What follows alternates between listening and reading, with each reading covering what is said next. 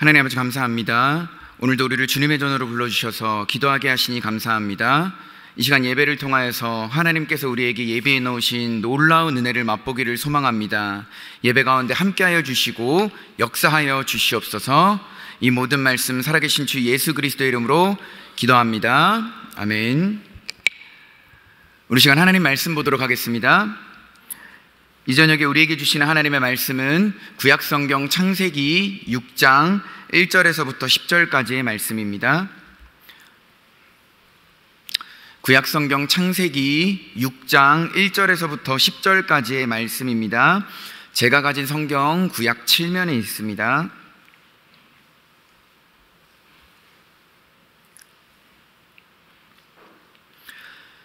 창세기 6장 1절에서부터 10절까지의 말씀 우리 다 찾으신 줄로 알고 저부터 한 절씩 교독하고 마지막 절 말씀 같이 보도록 하겠습니다. 사람이 땅 위에 번성하기 시작할 때 그들에게서 딸들이 나니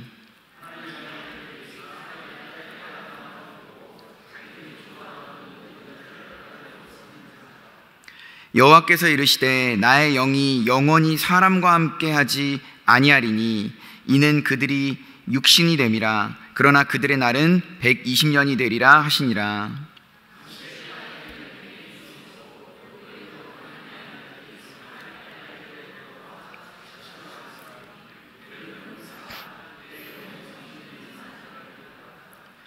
여호와께서 사람의 죄악이 세상에 가득함과 그의 마음으로 생각하는 모든 계획이 항상 악할 뿐임을 보시고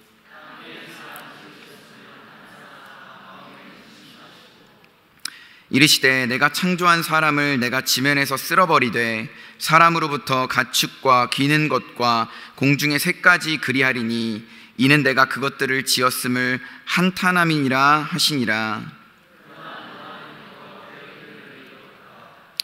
이것이 노아의 족본이라. 노아는 의인이요 당대의 완전한 자라. 그는 하나님과 동행하였으며. 함께 보겠습니다. 세 아들을 낳았으니 셈과 함과 야벳이라. 아멘. 할렐루야. 우리 아멘으로 한번 힘차게 화답할까요? 할렐루야. 우리 앞뒤 좌우에 계신 성도님들과 우리 한번 두 사람 이상씩 한번 인사했으면 좋겠습니다. 사랑합니다, 축복합니다. 인사하겠습니다. 시작.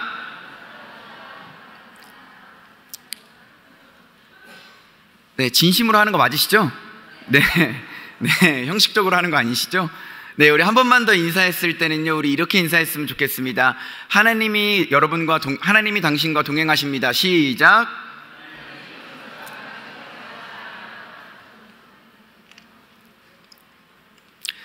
하나님과 동행하는 저와 여러분들이 되시기를 주님의 이름으로 축원합니다. 아멘이십니까? 이 저녁 시간에는 하나님과 동행하는 삶, 하나님과 동행하는 삶이라는 제목으로 하나님 말씀 같이 나누도록 하겠습니다.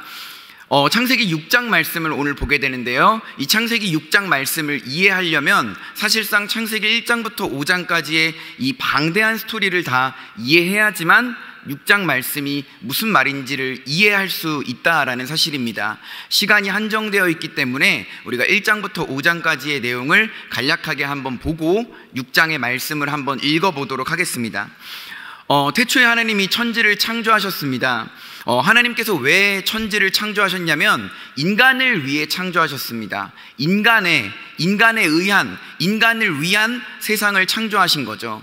그러니까 하나님이 천지를 창조하신 것도 인간을 위해서, 하나님이 세상을 구원하신 것도 인간을 위해서, 그러니까 인간을 위해서 하나님이 창조하시고 구원하셨다라는 사실입니다. 그런데 하나님이 이 여섯째 날에 땅에 기어다니는 짐승과 이제 인간들을 만드시게 됩니다. 만드셨는데 하나님께서 창조한 인간이 하나님의 뜻을 따르지 아니하고 하나님의 말씀에 순종하지 아니하고 불순종을 하게 됩니다. 그것을 성경은 이제 죄라고 이야기를 하는 것이죠. 조금 더 어렵게 얘기하면 인간이 타락을 하게 돼버렸다라는 것입니다. 그래서 이 아담과 하와는 하나님 앞에서 죄를 짓고 타락했기 때문에, 죄를 가진 죄인이기 때문에 더 이상 그 완전하시고 순결하시고 온전하신 그 하나님과 함께 같이 살 수가 없게 되어버렸다라는 것이죠. 그래서 하나님께서 만드신 이 에덴 동산이라고 하는 천국에서 내쫓김을 당하게 되었다라는 것입니다. 이 아담과 하와가 에덴 동산에서 이제 쫓겨나서 자녀를 낳았는데 누굴 낳았습니까? 가인과 아벨을 낳게 되었다라는 것이죠. 그런데 이 가인이 장성하고 아벨도 장성하여서 어느 날 가인과 아벨이 하나님 앞에 각각 제사를 드립니다. 가인은 땅의 소산물을 가지고 제사를 드렸고 아벨은 양의 새끼를 가지고 제사를 드렸습니다. 그런데 하나님께서는 가인의 제사는 받지 않으셨는데 아벨의 제사는 받으셨다라는 사실이죠. 그래서 이제 많은 사람들이 이제 왜 하나님께서 가인은 받지 않으시고 이 아벨의 제사만 받으셨냐라고 물음표가 남겨지게 됩니다. 많은 사람들이 이제 아벨은 양의 새끼를 죽여갖고 피 흘림이 있는 제사를 드렸기 때문에 받으셨고, 가인은 곡식으로만, 이 땅의 소산물로만 제사를 드렸기 때문에 하나님이 받지 않으셨다라고 이야기를 하기도 합니다. 그런데 정답은요, 히브리서 11장에 보게 되면 아벨은 믿음의 제사를 드렸다라고 나오고 있죠. 이 가인의 마음에는요, 마음의 중심에 뭔가 문제가 있었던 것 같습니다. 그래서 하나님께서 가인의 제사는 받지 않으시고 아벨의 제사만 받으셨다라는 사실이죠. 아벨은 가인보다 더 나은 믿음의 제사를 하나님 앞에 올려드렸기 때문에 하나님이 받으셨다라는 것이죠. 이러한 이유가 아니더라도 하나님이 어떤 사람의 제사는 받으시고 또한 어떤 사람의 제사는 받지 않으시고, 이거 하나님 마음 아니겠습니까? 그런데 가인은 이 하나님의 이 주권자 되신 하나님의 질서에 순응하지 아니하고 어떻게 했죠? 가인을 아벨을 미워하기 시작합니다. 그래서 가인이 아벨을 들에서 쳐 죽여버렸다라는 사실이죠. 그래서 이제 하나님이 가인을 찾습니다. 가인아, 네 동생 어디 갔냐? 라고 물어보니까 가인이 뭐라고 합니까? 하나님, 왜 그걸 나한테 물어봅니까? 내가 내 동생 아벨을 내가 지키는 자입니까? 라고 하면서 되려 자기가 죄를 지었음에도 불구하고 하나님 앞에 따박따박 대들었다라는 사실이죠. 이것은 하나님의 권위에 도전하였다라는 사실입니다. 이렇게 가인이 아벨을 죽이고 나서 이제 아담과 하와 사이에서 자녀가 한 명 더 태어나는데 셋이라고 하는 자녀가 태어나는 것이죠. 그래서 이제 창세기 4장의 이야기가 끝나게 됩니다. 그런데 이 창세기 5장부터 족보가 나오거든요. 그런데 어떤 족보가 나오냐면 아벨을 죽인 가인의 자손들이 나오고 또한 마지막에 태어난 셋의 자손들이 나옵니다. 그러니까 창세기 5장부터는 가인의 자손이 번성하고 또한 셋의 자손이 번성하는 이야기가 나오는 것이죠. 5장에 보게 되면 다 족보만 나옵니다. 누가 누구를 낳고 누가 누구를 낳고 누가 누구를 낳는 이야기만 계속 나오는 것이죠. 이제 가인의 자손과 셋의 자손이 이 땅에 번성하게 되었다라는 이야기를 하고 있는 것이죠. 그러고 나서 이제 우리가 오늘 보게 되는 6장 1절 말씀에 보게 되면 뭐라고 하냐면 사람이 땅 위에 번성하기 시작할 때라고 이야기합니다. 사람이 땅 위에 번성했다라고 이야기를 합니다. 사람이 땅 위에 번성했다라는 것은 무슨 말이죠? 아담과 하와로부터 태어난 가인과 아벨과 셋이 있었는데 아벨은 죽고 가인의 후손과 셋의 후손이 이 땅에 가득해졌다라는 것을 이야기를 하는 것이죠. 그래서 사람이 땅 위에 번성하기 시작할 때 그들에게서 딸들이 나니라고 이야기를 합니다. 그러면서 2절 말씀해 볼까요? 2절 말씀해 보면 뭐라고 하냐면 하나님의 아들들과 사람의 딸들이라는 단어가 등장합니다. 여기서 말하는 하나님의 아들들은 누구를 이야기하는 것일까요? 바로 셋의 후손들을 이야기를 하는 것입니다. 그렇다면 사람의 딸들은 누구를 이야기하는 것입니까? 가인의 후손들을 이야기하는 것이고 또한 이방 민족들을 포함해서 이야기를 하는 것입니다. 그런데 하나님의 아들들이 사람의 딸들을 보고 그 아름다움에 빠져서 결혼을 했다라고 나오는 것이죠. 쉽게 얘기하면 믿는 자와 믿지 않는 자가 지금 통혼을 했다라는 이야기가 나오는 것입니다. 자, 그런데 하나님께서는 이것을 죄라고 이야기를 하셨어요. 자, 그렇다면 왜 죄라고 이야기를 하신 것일까요? 이때 고대 지역의 사회에서는요, 남자하고 여자가 단순히 같이 사는 것이 결혼이 아니었습니다. 남자하고 여자도 같이 살지만 가정과 가정이 합쳐지는 것이죠. 그리고 또한 이 가정이 믿는 신과 이 가정이 믿는 신이 합쳐지는 것이 바로 통혼, 이 결혼이었다라는 사실입니다. 그러므로써 내가 하나님을 믿는 가정이라고 할지라도 이방신을 믿는 가정과 결혼을 하게 되면 그러면 하나님만 섬기는 게 아니라 하나님도 섬기고 이방신도 섬긴다라는 것을 공식적으로 인정해버리게 되는 것이죠. 그러니까 하나님이 볼 때는 우상 숭배를 할 뿐만 아니라 하나님 앞에 영적인 배교를 저지르는 것이죠. 그렇기 때문에 하나님께서는 이것을 가증스러운 죄악이다 라고 이야기를 하셨다라는 것입니다. 그래서 하나님께서는 이 땅의 죄악이 계속해서 가득해졌다라고 이야기를 합니다. 그런데 우상을 섬기는 것과 이방 민족과 통혼을 하는 것도 모자라서 또 어떠한 죄가 가득했냐면 오늘 말씀해 보게 되면 창세기 6장 11절 말씀해 보게 되면 인간의 포악함이 이 땅에 가득했다라고 이야기를 하거든요.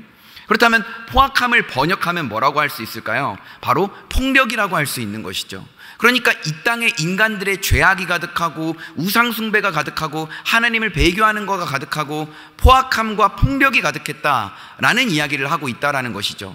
자, 그렇다면 포악함은 폭력이라고 번역될 수 있지 않습니까? 그렇다면 이 폭력이라는 거 우리 방금 말씀을 나누면서 들어보시지 않으셨나요? 인류 최초의 살인이 어디에서 일어나죠? 가인이 아벨을 들에서 죽일 때 일어나는 것입니다. 그런데 인류 최초의 범죄는 물론 이제 선악을 알게 하는 나무의 열매를 먹은 거지만 이 살인이 아닌 것이죠. 왜냐하면 폭력의 결과가 살인이 되어버렸다라는 것입니다. 인류 최초에 어떻게 보면은 인간에게 상해를 입힌 것은 이 폭력입니다. 폭력으로 인해서 결과가 살인이 되어버렸다라는 것이죠. 그러니까 가인의 후손에서부터 내려왔던 이 인간들의 수많은 죄악 가운데 핵심적인 죄악이 뭐였냐면 바로 이 포악함과 폭력이라는 사실이죠. 인간들은요, 이렇게 수없이 많은 죄악들을 포함하여서 포악함, 폭력, 우상숭배, 배교 이런 죄악들이 이 땅에 들끓고 가득 차다 넘치다 못해 하나님의 인내심을 이제 한계에 이르렀다라는 사실입니다. 이 땅에 인간들의 죄악이 가득했어요. 그러니까 하나님이 뭐라 그러시냐면 내가 이 땅에 인간들을 만든 것을, 인간들을 지은 것을 한탄하시고 근심하셨다라고 이야기를 합니다. 이 한탄했다, 근심했다, 이걸 이제 한 문장으로 이야기하면, 쉽게 얘기하면 후회했다라는 말이거든요. 후회했다. 근데 여러분, 하나님은 과연 이 후회를 하실 수 있는 분일까요? 하나님은 후회를 하실 수 없는 분이죠. 민수기 23장 19절 말씀에 보면 하나님은 거짓말도 하지 아니하시고 하나님은 인생이 아니시기 때문에 후회하지 않으신다라고 이야기를 하고 있습니다. 이 하나님께서는 이 전지전능하신 분이기 때문에 모든 것을 다 알고 모든 능력이 다 있으신 분이기 때문에 하나님은 후회라는 것을 하실 수 없는 분이죠. 후회라는 것은 내가 어떤 선택을 할 때 나중에 이것을 후회할 거야 라는 가능성을 두고 했을 때 일어나는 것이 후회지 않습니까? 근데 하나님은 모든 것을 다 알고 계시고 모든 능력이 다 있으신 분이기 때문에 후회하실 수 없는 분입니다. 그런데 그렇다면 우리가 오늘 읽은 말씀에 보면 왜 하나님께서 한탄하셨다, 근심하셨다라고 기록을 해놓은 것일까요? 왜 하나님께서 인간 만든 것을 후회했다라고 이야기를 하신 것일까요? 그것은 하나님께서 인간들을 만들어 놨는데 인간들이 계속 속썩이고 죄만 짓고 내 마음을 아프게 하니까 하나님께서 인간의 언어를 빌리셔서 자신의 마음을 표현하신 것입니다. 그만큼 하나님께서 후회하신다라고 말할 만큼 내가 인간을 지은 게 너무나 마음 아프고 한탄하고 근심한다라고 말할 만큼 하나님께서는 지금 가슴이 아픈 것을 인간의 언어로서 이렇게 표현하고 있다라는 사실입니다. 그래서 하나님께서는요, 이렇게 인류 가운데 가득한 죄악들을 하나님께서는 심판하시겠다라고 이야기를 하는 것이죠. 그런데 하나님께서 어떻게 심판하시겠다라고 이야기를 했냐면 하나님께서 지면에 있는 모든 생명들을 다 쓸어버리시겠다라고 이야기를 하는 것이죠. 영어 성경에 보면 이 쓸어버리겠다라는 표현을 파괴한다라는 단어로 쓰고 있습니다. 그러니까 하나님께서 아름답게 만드신 이 모든 세상과 모든 인간들을 하나님께서 다 파괴시키겠다라고 이야기를 하시는 것이죠. 인간들이 죄를 지은 것은 알겠는데 왜 하나님께서는 파괴하시겠다라고 한 걸까요? 그것은 이 하나님의 정의와 공의 가운데 어긋나 버렸기 때문입니다. 이제 많은 성경을 모르는 사람들이, 하나님을 믿지 않는 사람들이 성경을 비판할 때 어떻게 비판하냐면, 구약의 하나님 봐라, 자기가 인간들 사랑한다 해놓고서 자기가 인간들 만들어 놨다고 해놓고서 인간들 끄떡하면은 죽여버리고 물로 다 쓸어버리고 전쟁을 일으켜서 사람들 죽게 만들고 사상자를 만들고 고아를 만들고 포로로 끌려가게 만들고, 하나님은 인간을 자기 마음대로 가지고 노는 악한 신이 아니냐, 마치 살인을, 도살을 좋아하는 그런 어떤 사이코 같은 신이 아니냐, 이런 식으로 성경에 대해서 비판하는 사람들이 많이 있습니다. 우리도 구약 성경을 읽다가 보면 하나님께서는 왜 이렇게 사람을 죽이시지? 하나님께서는 왜 이렇게 전쟁을 많이 일으키시지? 왜 전쟁을 하라고 명령까지 하시지? 라는 의문을 품을 수가 있습니다. 그런데 이것은 우리가 이 하나님의 공의, 하나님의 정의라고 하는 것을 제대로 이해하지 못하기 때문에 우리가 그런 의문점을 품을 수 있다는 것이죠. 하나님은요, 자신의 정의와 자신의 공의에 어긋나는 것은 심판하신다라는 사실입니다. 그렇다면 하나님의 정의가 뭘까요? 하나님의 공의가 뭘까요? 이 공의라는 것은요, 이 정의와 공의라는 것은 너무나도 넓은 개념이기 때문에 다 설명할 수는 없지만 아주 간단하게 설명하면 이 공의라는 것은요, 공평할 공자를 씁니다. 공평할 공자를 쓰고 의로울 의자를 쓰는 거예요. 그래서 공평하고 의롭다라는 겁니다. 이 영어로는 이 공의라는 단어를 justice라는 단어를 쓰거든요. 그러니까 하나님께서는 공평하시고 의로우신 하나님이라는 거예요. 그리고 또한 정의는 뭐냐면 바를 정자를 씁니다. 바를 정자, 의로울 의자를 써요. 그러니까 하나님께서는 공평하시고 바르신 분이라고 하는 것이죠. 하나님의 기준에서 봤을 때 공평하지 못하고 하나님의 기준에서 봤을 때 바르지 못한 것은 하나님께서 심판하시는 것이에요. 그렇다면 하나님의 기준에서 봤을 때 공평하지 않은 게 뭘까요? 하나님의 기준에서 봤을 때 바르지 않은 것이 뭘까요? 그것은 바로 죄라는 사실입니다. 죄는 하나님의 형평성, 하나님의 공평성에 어긋나는 것이죠. 죄는 하나님이 보실 때 justice, 정의롭지 못한 겁니다.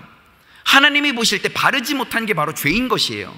근데 인간들이 계속해서 죄를 지으니까 하나님께서는 그 하나님의 기준으로 보실 때 정의롭지 못하고 공의롭지 못하기 때문에 하나님께서 인간을 위해 세상을 만드셨는데, 인간을 위해 세상을 창조하셨는데, 내 형상을 그들에게 입혀서 그들을 만들었는데, 그들을 사랑하는데 하나님께서 그들을 정의와 공의에 따라서 심판하실 수밖에 없다라는 사실입니다.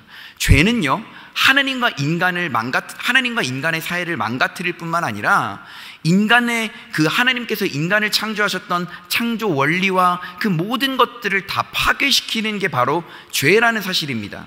그래서 하나님께서는요, 우리가 죄를 지을 때 하나님께서는 죄가 우리를 망가뜨리기 때문에 하나님께서는 그 죄를 미워하시고 우리가 죄를 짓고 죄 가운데 빠져 있는 것을 가슴 아파하신다라는 사실입니다.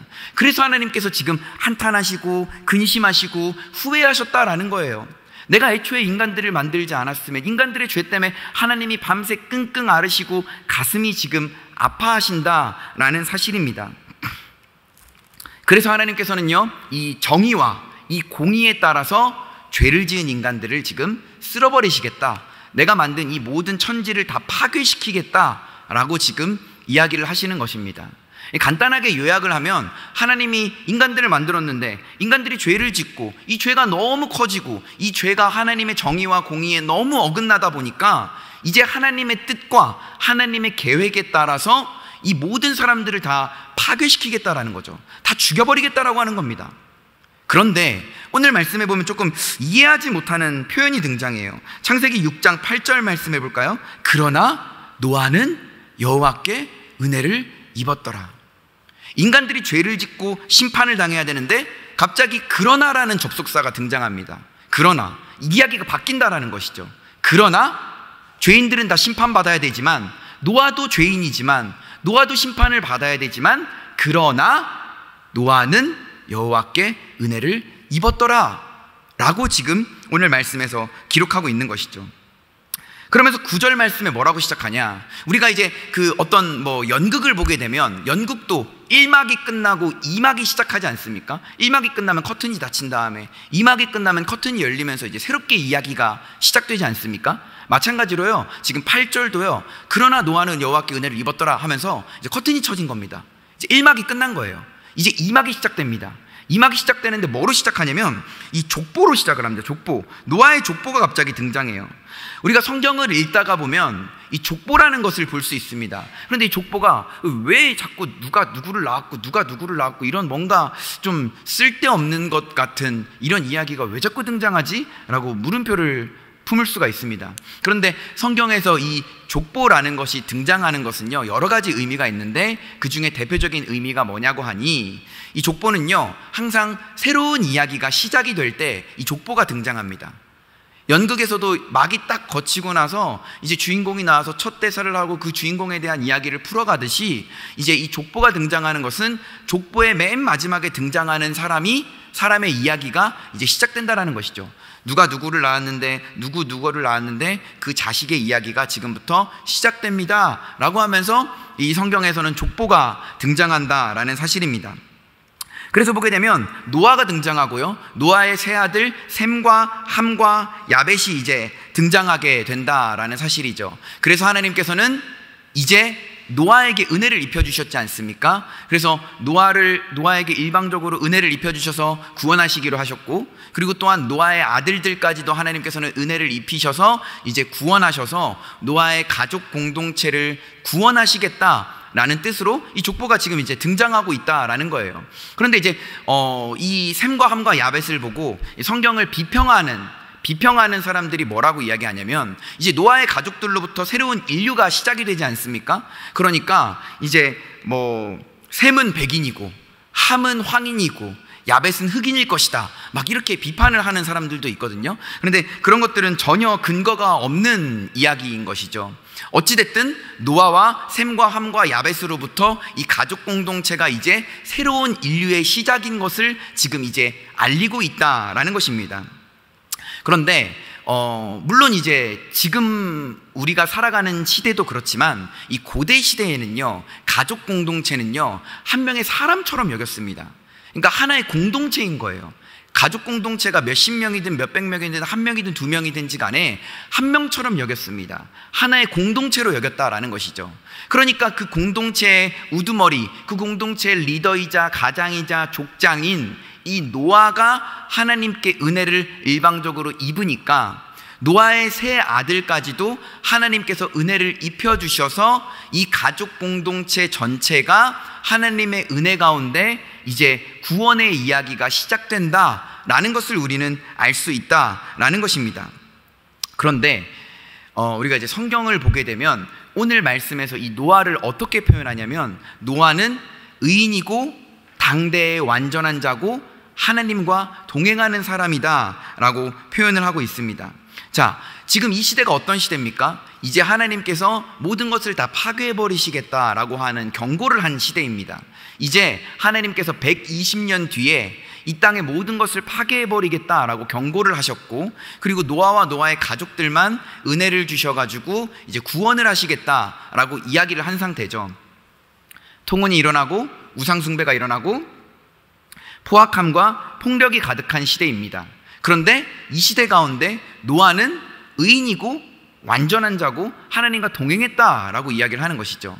자, 그렇다면 이 시대 가운데 도대체 노아가 어떻게 했길래, 노아가 어떠한 삶을 살았길래 하나님께서는 노아랑 동행했다라고 표현을 하셨던 것일까요?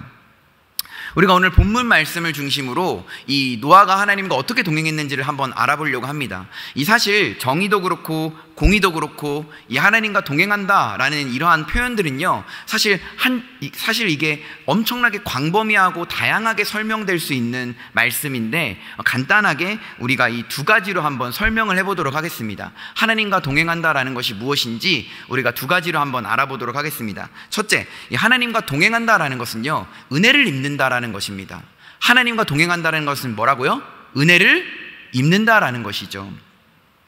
우리가 이 은혜를 입는다라는 표현이 조금 이게 생소할 수 있는데, 이 은혜를 입는다라는 표현은요, 우리가 이 아브라함이라는 인물을 보게 되면 쉽게 이해할 수 있습니다. 이 아브라함이라는 인물이 어떤 인물이죠? 하나님이 뜬금없이 어느 날 아브라함에게 나타나십니다. 나타나셔서 고향과 친척과 네 아버지 집을 떠나라고 이야기를 합니다. 어디로 가야 될지 말도 안 하고 떠나라고 하는 것이죠. 하나님이 다짜고짜 데리고 끌고 가버립니다. 갈대아 우르를 떠나서 하란으로 가게 됩니다. 하란에서 아브라함이 75세 때 또 떠나게 됩니다. 근데 지정학적 특성상 하란에서 다른 동네로 건너가려고 하면 강을 건너야 되거든요. 근데 이 히브리 민족과 유대인들의 사고방식에서는요, 강을 건넌다라는 것은 죽음을 의미했습니다. 그래서 우리 찬송가 같은 데도 보면 딱 그런 의미는 아니지만 우리가 요단강을 건넌다라는 가사가 있지 않습니까? 이 요단강 건넌다라는 것은 죽는다라는 거예요. 그러니까 강을 건넌다라는 것은 죽는다라는 것입니다. 그런데 하나님께서는 아브라함에게 하란도 떠나고 강도 떠나서 강도 건너가지고 내가 너를 이끌어 갈 테니 나를 따라오라 라고 이야기를 하시는 것이죠. 그래서 아브라함이라는 인물은 일방적으로 강제적으로 하나님에게 끌려다녔다라는 사실입니다.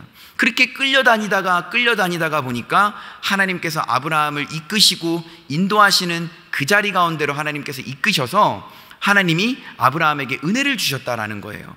은혜를 주심으로써 어떻게 하셨냐면 하나님이 아브라함에게 믿음을 주셨다라는 것입니다. 아브라함이 그렇게 하나님의 인도하심에 따라서 끌려가면서 하나님을 믿을 수밖에 없고 하나님을 신뢰할 수밖에 없는 자리로 하나님이 아브라함을 이끌어내셔서 그 자리에 세워놓으셔서 일방적으로 아브라함에게 은혜를 주시고 일방적으로 하나님을 믿게 만드셨다라는 것이죠. 그래서 창세기 15장에 보게 되면 아브라함이 하나님을 믿음에 하나님이 그 믿음을 보시고 의로 여기셨다라고 하거든요. 그런데 우리가 아브라함의 이야기를 잘 알듯이 아브라함은 자기가 한 게 없어요. 그냥 하나님이 질질 끌고 가시는 대로 끌려갔을 뿐입니다. 끌려가고 몰려갔을 뿐입니다. 하나님께서 아브라함을 몰아가신 거예요. 몰아가시다가 보니까 어느 자리에 딱 섰더니 하나님이 갑자기 나에게 은혜를 주입시키시고 그 다음에 믿음을 주셔서 하나님을 믿게 만든 것입니다. 하나님께서 아브라함이라는 인물을 주권적으로 끌고 가셔서 믿음을 주셔서 그 믿음을 의로 여기셔서 아브라함을 구원했다라는 사실이죠. 노아도 마찬가지입니다. 노아도요, 그 죄악된 세상 가운데 똑같이 살아가는 그 한 명의 죄인이었습니다. 그런데 하나님께서는 노아에게 일방적으로, 노아의 의지랑 상관없이 일방적으로 강제적으로 노아에게 은혜를 입히신 것이죠. 은혜를 주입시킨 것입니다. 그러면서 그 은혜를 바탕으로 하나님을 믿게 만드셨다라는 것이죠. 에베소서 2장 8절 말씀에 보면 우리가 믿게 된 것은요, 이 믿음은 은혜에 의해서 얻게 됐다라고 이야기를 합니다. 너희가 그 은혜로 말미암아 믿음을 받았으니 이 믿음은 하나님의 선물이라고 이야기를 하는 것이죠. 하나님께서 먼저 은혜를 주시고 그 은혜 가운데 믿음이라는 선물을 주셨다라는 것입니다. 그래서 아브라함도 마찬가지고 노아도 마찬가지고 자신의 의지와 상관없이 하나님이 일방적으로 강제적으로 은혜 가운데 믿음을 허락해 주셨다라는 사실입니다. 그래서 하나님을 믿게 된 것이죠. 그래서 아브라함은 그 믿음을 통해서 하나님에게 죄인이 아니라 의인이라고 여김을 받아서 구원을 받게 되었다라는 사실입니다.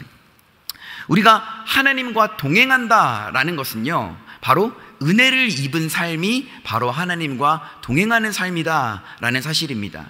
이 많은 성도님들이 이 믿음이라는 것을 생각할 때 이 믿음의 반대말은 불신이라고 생각을 하거든요. 그런데 믿음의 반대말은 불신이 아니라 믿음의 반대말은 행위입니다. 우리가 어떠한 행위를 한다고 해서 믿음이 생기는 것이 아니지 않습니까? 우리가 어떠한 노력을 하고 우리가 시험을 잘 친다고 해서 믿음이 생기는 것이 아니지 않습니까? 믿음은 하나님께서 은혜 가운데 일방적으로 우리에게 허락하신 것이 바로 믿음인 것이죠. 노아도 그러한 믿음을 허락받아서 그렇게 은혜를 입어서 하나님께 구원을 받게 되었다라는 사실입니다. 그래서 노아도 똑같이 죄인이었지만, 노아도 똑같이 연약하고, 노아도 똑같이 심판받아 마땅한 인간이었지만, 노아도 심판의 대상이었어요. 그런데 은혜를 입고 나니까 노아가 더 이상 심판의 대상이 아니라 구원의 대상이 되었다라는 사실입니다. 그럼으로써 하나님과 동행한다라는 것은 무슨 말입니까? 하나님의 은혜 가운데 날마다 살아가는 삶을 바로 하나님과 동행한다라고 하는 것이죠. 그럼으로써 우리도 노아처럼 우리의 의지와 상관없이, 우리의 죄인된 모습과 상관없이 일방적으로 우리에게 하나님의 은혜가 임하여서 날마다 하나님과 동행하며 살아가시는 저와 여러분들 되시길 주님의 이름으로 축원합니다. 첫 번째, 하나님과 동행하는 것은 뭐라고요? 은혜를 입는 삶이 바로 하나님과 동행하는 것입니다. 우리의 의지와 상관없는 거예요. 하나님이 강제적으로 우리에게 은혜를 주시는 겁니다. 우리에게 은혜를 주입시켜버리는 거예요. 은혜를 입는 것이 하나님과 동행하는 삶입니다. 자, 그렇다면 두 번째, 하나님과 동행하는 삶이란 뭘까요? 바로 순종하는 삶인 것입니다. 우리 한번 따라해 볼까요? 하나님과 동행하는 삶은 순종하는 삶입니다. 하나님과 동행하는 삶은 은혜를 입는 삶이고 또한 순종하는 삶입니다. 우리가 오늘 봤던 말씀 창세기 6장 9절에 보면요, 노아를 완전한 자라고 표현을 합니다. 여러분, 노아가 완전한 자입니까? 이 세상에 완전한 자는 없는 것이죠. 노아도 죄인입니다. 노아도 똑같이 심판의 대상이었지만 은혜를 입었다는 이유 하나만으로 심판의 대상에서 구원의 대상으로 변경이 된 거예요. 노아도 똑같이 죄인입니다. 그런데 왜 모세는 노아를 완전한 자라고 기록했을까요? 왜 성경은 노아를 완전한 자라고 표현을 했던 것일까요? 우리가 이것을 이해하기 위해서는 이 방주에 대해서 이해를 해야 되는데요. 많은 사람들이 이 방주를 몇 년 동안 만들었냐 그러면 다 120년 동안 만들었다고 이야기를 해요. 그런데 이것은 잘못된 성경의 지식인 것이죠. 그 성경 어디를 보더라도 방주가 120년 동안 만들어졌다라는 기록은 없습니다. 하나님께서 120년 뒤에 심판하신다고 하셨지 120년 동안 방주를 만들었다라는 말은 없는 것이죠. 어쨌든 노아는 하나님의 명령에 따라서, 하나님의 말씀에 따라서 방주를 만들었는데 몇 년 동안 만들었을까요? 성경이 정확하게 말하고 있지 않기 때문에 우리는 모르지만 성경의 내용들을 추정해보고 추측해볼 때 방주는 100년 이상의 시간이 걸쳐서 만들어진 것이 확실하다라는 사실이죠. 그런데 100년 동안 노아가 방주를 만들었다고 치면 이 100년 동안 방주를 만들었을 때 노아가 얼마나 힘들었을까요? 세상 사람들은요, 쾌락에 빠지고 수많은 죄악에 빠지고 우상 숭배하고 배교하고 포악하고 폭력이 가득한 세상 가운데 살아가고 있습니다. 그런데 노아는 유일하게 그 세상 사람들 가운데 그 은혜를 입은 한 사람 노아만큼은 유일하게 구별되어서 유일하게 완전히 다른 삶을 살아가고 있었어요. 어떤 삶입니까? 방주 만드는 삶이에요. 사람들이 저 산골짜기에서 방주 만드는 노아를 봤을 때, 노아의 소문을 들었을 때, 등산하다가 방주 만들고 있는 노아를 봤을 때 얼마나 사람들이 비웃었을까요? 얼마나 미친 사람이라고 생각했고 조롱하고 멸시하고 천대했고 비난하고 비판했을까요? 저런 정신 나간 사람이 다 있어. 왜 저런 걸 만들지? 그것도 몇십 년이나, 그것도 100년 이상이나 저걸 왜 만들지? 사람들은 노아를 비판했을 것입니다. 또한 노아의 입장에서 보면요, 이 방주를 100년이나 넘는 시간 동안 만드는 게 얼마나 힘들었을까요? 그때 당시에 무슨 기술이 있었습니까? 재료가 좋았습니까? 도와주는 사람이 있었습니까? 공구나 장비가 있었습니까? 아무것도 없었어요.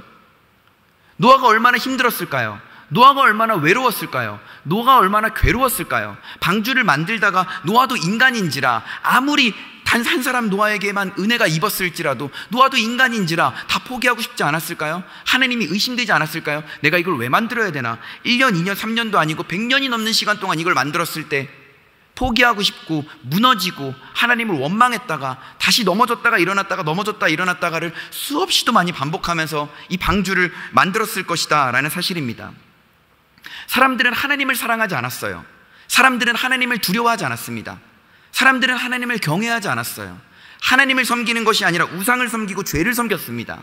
그러나 노아 한 사람만큼은 하나님의 그 일방적이고 강제적이고 주권적인 은혜가 주입된, 은혜를 입은 노아만큼은 하나님을 사랑하고 하나님을 두려워하고 하나님을 경외하면서 꿋꿋이 인내하면서 그 방주를 뚝딱뚝딱 만들었다라는 사실입니다.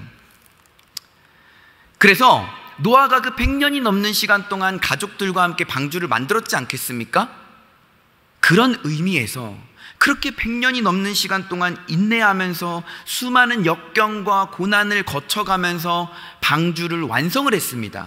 성경은 그러한 노아를 보고, 그러한 노아의 100년이 넘는 인내와 순종을 보고 노아를 완전한 자다라고 표현한 것이죠.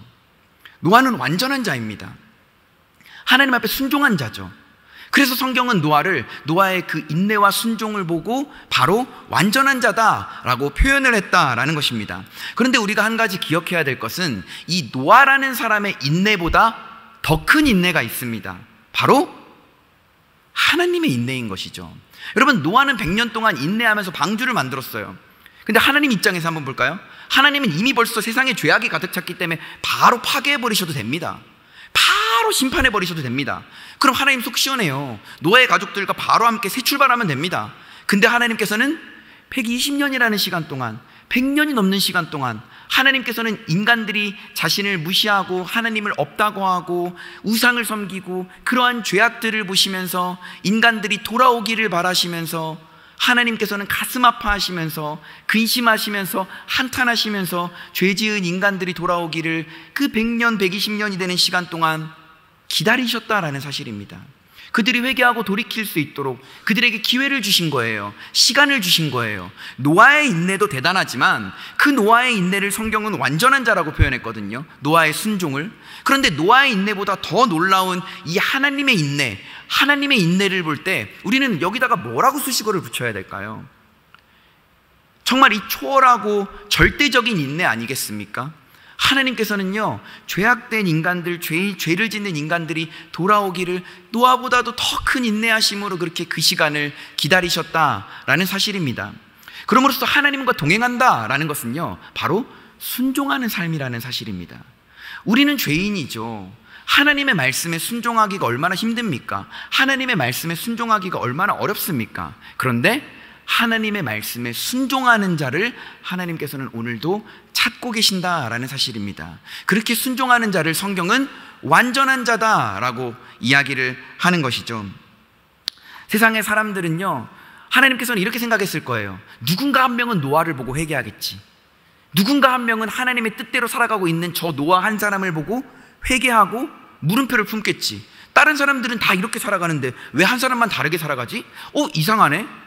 쟤는 왜 저렇게 살아갈까? 쟤는 왜 저렇게 살아가는지 내가 찾아가서 한번 노아에게 들어볼까?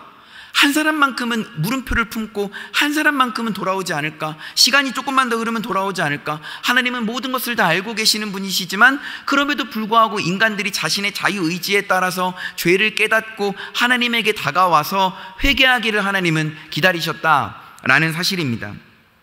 그래서 창세기 6장 맨 마지막 절에 보면 22절 말씀에 보면 뭐라고 나오냐면 노아가 하나님이 자기에게 명하신 대로 다 준행했다라고 이야기를 합니다. 노아는 방주를 결국에는 완성을 했거든요. 그러니까 하나님이 디자인하시고 이렇게 지어라 저렇게 지어라 하나님이 주문한 대로 방주를 다 만들었어요.